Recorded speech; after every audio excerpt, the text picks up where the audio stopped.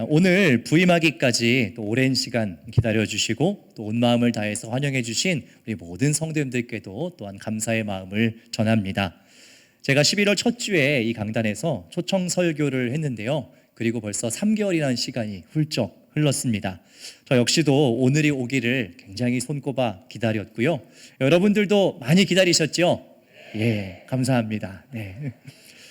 바라는 것은 오늘 하나님께서 우리가 함께 마주하는 이 새로운 만남의 시간을 통해서 또 창립 121주년 기념 예배로 드리는 이 예배를 통하여서 이 교회에 친히 말씀하시고 또 깨닫게 하시는 하나님의 음성을 우리가 들을 수 있게 되기를 주님의 이름으로 축원합니다.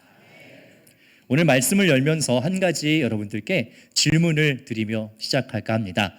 여러분, 오늘로써 왕십리 중앙교회에서 몇 번째의 주일을 보내고 계십니까? 혹시 이렇게 세고 계신 분 계세요? 내가 오늘 몇 번째 주일이다 이렇게 세신 분 계십니까? 아마 적게는 50번에서 100번 혹은 또 많게는 500번, 더 많게는 1000번 그 이상의 분들도 아마 계시리라고 생각해요. 여러분, 그러면 적어도 저보다는 여기 계신 여러분들이 저보다는 훨씬 많은 횟수 이 성전에 드나드셨고 예배 드리셨고 그렇게 주일을 보내셨으리라 생각합니다. 그러면 여러분들께 한 번 더 질문을 드려보도록 하겠습니다. 여러분, 오늘 교회 오시는 길에 특별히 여러분 어떤 새로운 것들을 좀 발견하셨나요?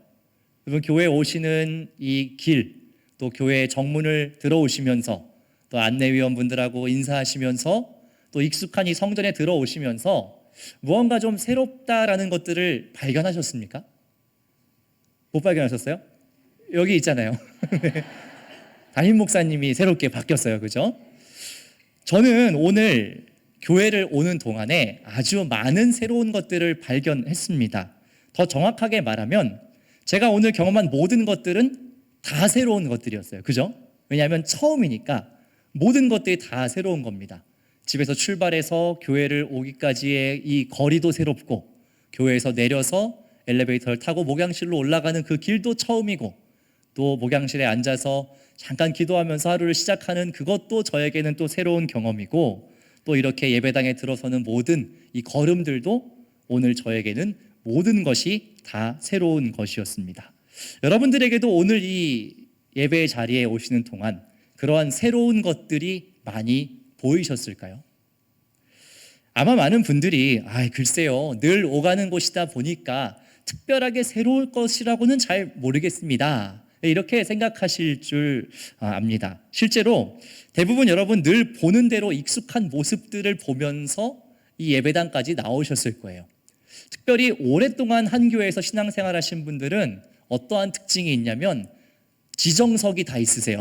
내가 예배 드릴 때 내가 앉는 자리까지 정해져 있기 때문에 거의 새로운 것이 없을 거예요. 심지어는 이 목사님을 바라보는 각도도 거의 매주 똑같으실 겁니다. 같은 자리에 앉으시니까요.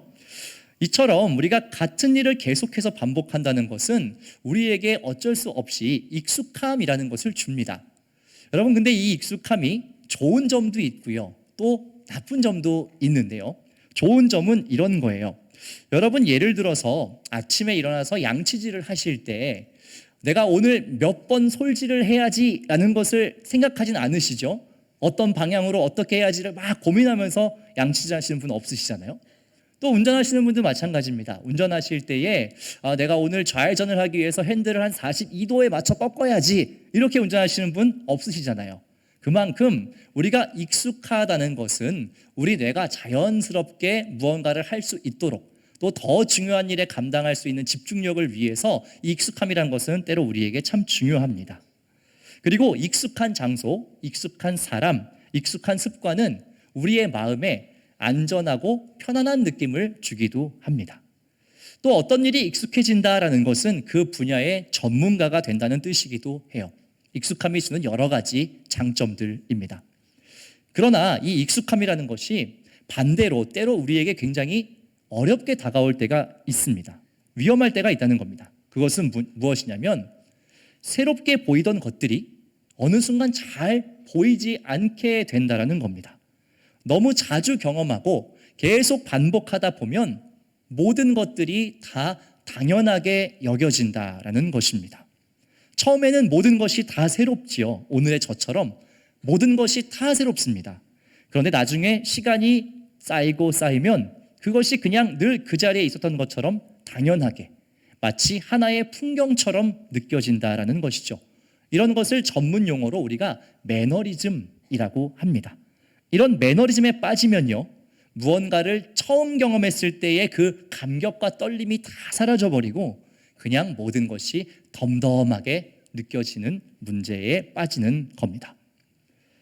오늘 우리가 함께 읽은 이 사도행전 3장의 이야기는 사실 굉장히 익숙한 반복 속에서 일어난 사건입니다. 여러분, 이 사도행전 3장의 이야기를 이미 잘 아실 거예요. 베드로와 요한이 안진뱅이를 일으키는 이 기적의 사건, 신앙생활 하시면서 많이 들어보셨을 사건입니다. 하지만 오늘 우리는 그 사건 자체보다도 어떠한 상황 속에서 이 사건이 펼쳐졌는가 하는 것을 조금 더 깊이 보려고 하는데요. 우리 다 함께 1절의 말씀을 함께 한 목소리로 읽겠습니다. 제9시 기도 시간에 베드로와 요한이 성전에 올라갈새. 베드로와 요한이 제9시의 기도 시간에 성전에 올랐다라고 기록되어 있습니다. 여기서 제9시는 우리의 시간으로 하면 오후 3시 정도 되는 시간이에요. 이 시간은 어떤 시간이냐면 베드로와 요한을 포함한 모든 유대인들이 익숙하게 기도를 드리는 정해진 낮 기도 시간입니다. 유대인이라면 누구든지 성전에 나아가서 혹은 성전에 갈 수 없다면 자기의 처소에서 성전을 향해서 함께 기도하는 정해진 시간이다라는 것이죠. 그러니까 베드로와 요한 역시 오늘 성전에 오를 때에 오늘 내가 무슨 특별히 대단한 기적을 일으켜야지라는 것을 계획하고 간 것이 아니라 언제나처럼 습관처럼 늘 가는 그 성전의 길을 가고 있었다라는 사실입니다. 이들도 유대인이기 때문에 유대인의 이 관습을 따라서 기도의 자리로 자연스럽게 나아가고 있었다는 겁니다. 성전으로 향하는 길, 그리고 언제나처럼 드나들던 그 성전의 문, 이 모든 것이 베드로와 요한의 삶에 당연하게 자리한 익숙한 습관이었다는 겁니다. 그리고 이어서 성경은 또 한 사람을 소개하는데요. 2절과 3절의 말씀을 함께 읽겠습니다. 나면서 못 걷게 된 이를 사람들이 메고 오니 이는 성전에 들어가는 사람들에게 구걸하기 위하여 날마다 미문이라는 성전 문에 두는 자라. 그가 베드로와 요한이 성전에 들어가려 함을 보고 구걸하거늘. 오늘 본문 속의 또 다른 등장인물은 나면서부터 못 걷게 된 안진뱅이입니다. 이 안진뱅이 역시 다른 사람들의 도움을 받아서 매일매일 성전 미문에 구걸하러 가는 것이 그의 삶의 습관이었습니다. 그리고 마침 베드로와 요한이 성전에 들어가려 하는 것을 보고 언제나처럼 구걸하였습니다. 그저 살기 위해서 아무에게나 기계적으로 던지는 습관적인 요청이었지요. 여러분, 이 장면을 우리가 조금 더 상상력을 발휘해서 보면 좋겠습니다. 여러분, 제가 한번 질문을 드려볼게요. 이 베드로와 요한 그리고 안진뱅이의 만남이 오늘 이 만남이 처음이었을까요? 아니면 처음이 아니었을까요? 처음이 아니었을 것이라고 우리가 상상할 수 있죠. 왜요? 베드로와 요한도 유대인의 습관을 따라 늘 성전에 오갔던 사람이고 이 안진뱅이도 매일매일 그 자리에서 구걸하는 사람이라고 했으니까 사실은 어떤 식으로든 지나가면서 마주칠 일들이 있었을 겁니다. 베드로 역시 어린 시절부터 절기가 되면 부모를 따라 성전에 올라갔고요. 예수님과 함께 사역을 할 때에도 수차례 이 성전을 드나들었습니다. 그렇기 때문에 그 자리에 가면 그 안진뱅이가 있다라는 것은 베드로도 익히 알고 있었다는 것이지요. 그러나 서로 수없이 스쳐는 지나갔을지언정 단 한 번도 서로를 직면하거나 바라본 적이 없었다는 사실입니다. 익숙한 습관은 베드로와 요한을 성전으로 인도했지만 또 베드로와 요한에게 있어 이 안진뱅이는 성전 입구에 있는 그저 하나의 익숙한 풍경이었고요. 또 안진뱅이에게도 역시 이 베드로와 요한은 특별한 사람이라기보다는 지나가다가 누군가 나에게 돈을 줄지도 모르는 행인 한두 사람에 불과했다라는 것입니다. 어쩌면 오늘도 그랬듯 늘 스쳐 지나가거나 혹은 작은 동전 하나를 던져주는 그런 정도의 일이 일어나고 말았을지도 모르겠습니다. 그런데 바로 그때였지요. 가장 익숙한 시간, 가장 익숙한 장소, 가장 익숙한 그 장면이 펼쳐지던 그때에 갑자기 정적이 흐릅니다. 베드로의 발걸음이 안진뱅이 앞에 멈춘 거예요. 4절의 말씀을 우리 함께 읽겠습니다. 베드로가 요한과 더불어 주목하여 이르되 우리를 보라 하니. 아멘. 베드로가 이 안진뱅이 앞에 멈춰서 무엇을 하고 있습니까? 이 안진뱅이를 주목했다라고 기록합니다. 그리고 그를 향해서 우리를 보아라 라고 이야기합니다. 여기서 쓰인 이 주목하다라고 하는 헬라어 원어 아테니조는 단순히 그냥 쳐다보는 것이 아니고 어느 한 곳에 눈동자를 고정하고 뚫어지게 쳐다보는 것을 의미하는 단어입니다. 즉 베드로는요, 이 안진뱅이를 그냥 이렇게 쓱 스치듯이 본 것이 아니고 무언가에 이끌려서 이 안진뱅이에게 시선을 고정하고 똑바로 쳐다봤다라는 것입니다. 그렇다면 과연 무엇이 베드로로 하여금 이 안진뱅이를 주목하게 했느냐라는 겁니다. 앞서 말씀드린 것처럼 베드로는 이미 이 길을 수없이 오갔습니다. 그리고 그때마다 그냥 스치듯이 지나갔어요. 그런데 왜 오늘은 이 베드로가 안진뱅이를 주목해서 똑바로 바라보게 되었냐는 것이죠. 무엇이 이전과 달랐냐는 겁니다. 그 이유는 바로 앞선 사도행전 2장에서 볼 수가 있는데요. 사도행전 2장에 보면 오순절 성령 강림 사건이 기록되어 있습니다. 마가의 다락방에 모여서 약속하신 성령을 기다리던 제자들에게 오순절 성령이 임하게 됩니다. 그리고 그 모두에게 놀라운 변화가 일어나게 되죠. 여러분, 어떠한 변화들이 일어났습니까? 마가의 다락방에 성령이 임하자 어떤 변화가 일어나지요? 표면적으로는 거기에 있는 모든 이들이 방언을 하게 됩니다. 또 그 이후에 병 고치는 은사들도 나타나고요. 많은 사람들에게 담대하게 복음을 선포하는 역사도 일어납니다. 이 모든 것이 성령께서 역사하시자 일어난 놀라운 변화입니다. 하지만 가장 근본적이고 중요한 변화는 무엇이냐 하면 그동안은 자신들이 보고자 했던 것을 보면서 살았던 인생이라면 성령께서 역사하신 이후에는 이제는 성령께서 바라보게 하시는 것을 보는 삶으로 변화하게 되었다는 사실입니다. 여러분, 베드로가 어떤 사람입니까? 성령이 임하기 전에 베드로는 제자들과 서로 싸우면서 누가 더 크냐, 누가 첫 번째 자리에 앉을 것이냐를 주목했던 사람이었어요. 또 물 위를 걷다가 풍랑이 일면 그 흔들리는 파도에 시선을 빼앗겼던, 그것을 주목했던 사람이었다는 겁니다. 하지만 성령을 받은 베드로는 이제 무엇을 주목하고 있습니까? 한 영혼의 깊은 곳에 있는 필요를 바라보고 있다는 것입니다. 성령께서 베드로의 삶을 사로잡았을 때에 비로소 베드로는 십수년을 같은 길을 오가면서도 너무나 당연하게 스쳐 지나갔던 그 안진뱅이를 주목해서 불렀다는 것입니다. 우리 이어지는 5절의 말씀을 함께 읽겠습니다. 그가 그들에게서 무엇을 얻을까 하여 바라보거늘. 베드로의 목소리를 들은 안진뱅이는 자기의 돈통을 바라보던 눈길을 들어서 베드로와 요한을 바라보았습니다. 이들이 혹시나 자기의 구걸 소리를 듣고 돈 몇 푼 주는가 보다 하는 그 기대 때문에 눈을 들어 베드로를 바라봤어요. 안진뱅이는 여전히 은과 금의 세계 속에 주저앉아 있었던 것이죠. 그러나 성령의 눈으로 그를 주목한 베드로는 그 영혼에게 진짜 필요한 것이 무엇인지를 보았습니다. 그에게는 지금 동전 몇 푼이 필요한 것이 아니라 일어날 수 있는 힘이 필요했고요. 적선이나 동정이 필요한 것이 아니라 생명의 능력이 필요했다는 것입니다.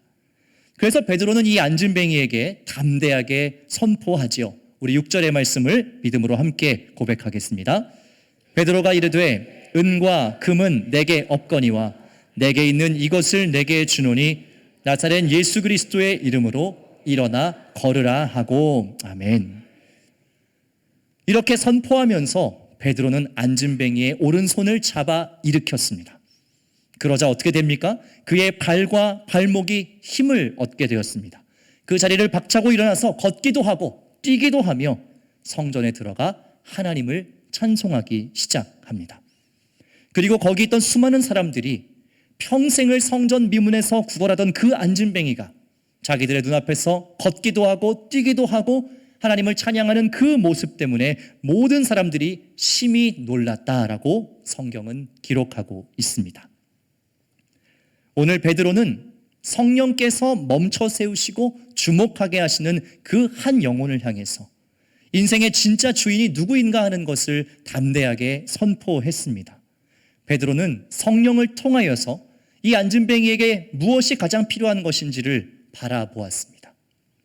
세상은 그를 성전 미문에 익숙한 풍경이자 동전 몇 푼 쥐어줘야 하는 그러한 동정의 대상으로 바라보았지만 성령에 사로잡힌 베드로는 그를 나사렛 예수의 이름으로 다시 일으켜야 할 갈급한 영혼으로 바라보았다는 사실입니다.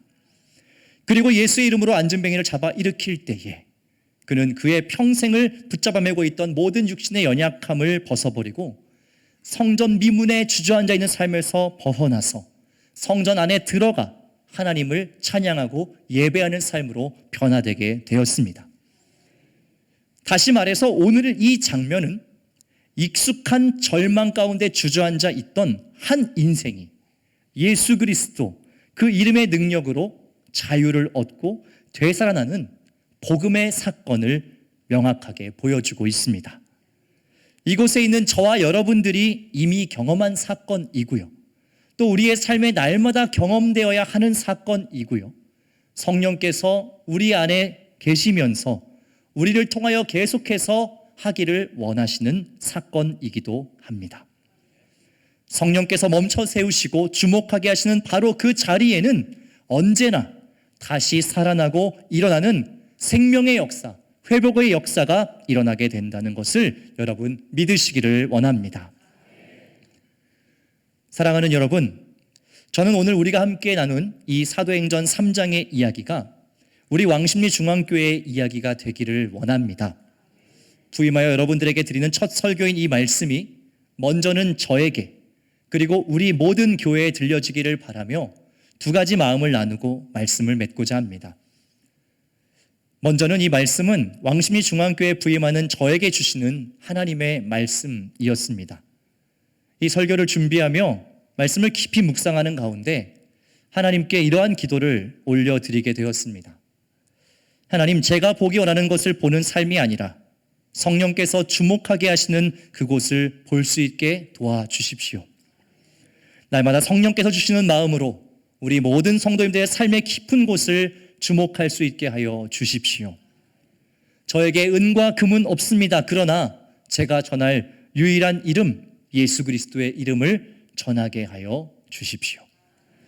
이것이 말씀 앞에 선 저의 기도가 되었습니다. 하나님께서 부르신 이곳 왕십리 중앙교회 사역하는 모든 시간, 또 모든 예배 속에서 두렵고 떨리는 마음, 또 모든 것이 새롭게 느껴졌던 오늘의 첫 마음을 잃지 않게 하여 주시고 오직 예수 그리스도의 복음만을 선포하는 자가 되기를 원하는 것, 그것이 하나님과 여러분들 앞에서의 저의 고백이고 다짐입니다. 베드로가 그랬듯 성령께서 저의 눈을 멈춰 세우시는 그 자리에 저 또한 기꺼이 멈춰 서겠습니다. 우리 성도님들의 말 못할 아픔, 영적인 갈급함을 성령의 도우심을 따라 저도 주목하겠습니다. 은과 금은 저에게 없지만 예수 그리스도의 이름으로 여러분들의 손을 잡아 일으키는 목자가 되겠습니다. 또 바라는 것은 우리 왕십리 중앙교회 모든 성도님들에게도 같은 은혜와 역사가 있기를 원합니다. 저는 우리 모든 교회가 성령께서 주시는 마음을 따라 한 영혼을 주목할 수 있기를 원합니다. 120년이라고 하는 이 역사는 우리에게 소중한 유산을 많이 남겨주었습니다. 그러나 그 반복되는 시간 속에서 혹 모든 것이 당연하고 익숙하게 여겨지는 그러한 영적인 익숙함에 빠져 있지는 않는지 또한 우리의 삶을 오늘 이 시간 다시 한번 돌아보기를 원합니다. 우리에게 허락하신 귀한 지체들과 한 영혼 한 영혼에게 주목하고 또 그 영혼 안에 있는 주님을 향한 깊은 목마름을 성령의 깨닫게 하심을 통해 발견할 때 우리는 예수의 이름으로 서로를 일으키는 참된 교회, 생명의 능력이 가득한 공동체로 새롭게 거듭날 수 있을 줄 믿습니다. 저는 우리 왕십리 중앙교회가 120년의 신앙의 역사를 바탕으로 한 영혼의 모든 존재를 새롭게 하시는 복음의 능력을 담대히 선포하는 교회로 더욱 소문나기를 원합니다. 성령께서 멈춰 세우신 그곳에 우리의 시선이 머물 때 이 성전에 찾아오는 모든 이들이 예수의 이름으로 다시 힘을 얻고 일어나 기뻐 뛰고 찬송하는 역사, 그 생명의 역사로 가득 차게 될 줄 믿습니다. 저는 오늘 설교의 제목을 왕중 121년 눈을 열어 주목하게 하소서라고 붙였습니다. 오늘 이 설교 말씀의 제목처럼 우리가 올 한 해를 보내는 동안 우리 모든 성도님들께서 늘 이렇게 기도하기를 원합니다. 성령이여 우리의 눈을 열어서 주목하게 하여 주옵소서. 그렇게 기도하고 간구할 때마다 우리의 시선을 넘어 성령께서 주목하게 하시는 그 한 영혼이 우리의 눈에 보이게 될 것입니다. 또한 우리 교회가 마땅히 이 시대에 감당해야 될 사명과 사역들이 더욱더 분명하고 선명하게 보일 것입니다. 그 성령의 인도하심을 따라 올 한 해 우리 모두가 성령과 동행하며 그렇게 힘있게 걸어갑시다. 성령께서 우리의 모든 약함을 도우시고 우리의 삶에 새로운 일들을 행하실 줄 믿습니다. 그 분명한 믿음, 하나님을 향한 그 신뢰를 가지고 새로운 121년의 걸음을 성령과 함께 힘차게 걸어나가는 왕십리 중앙교회 모든 가족들 되시기를 주님의 이름으로 축원합니다. 아멘. 기도하겠습니다.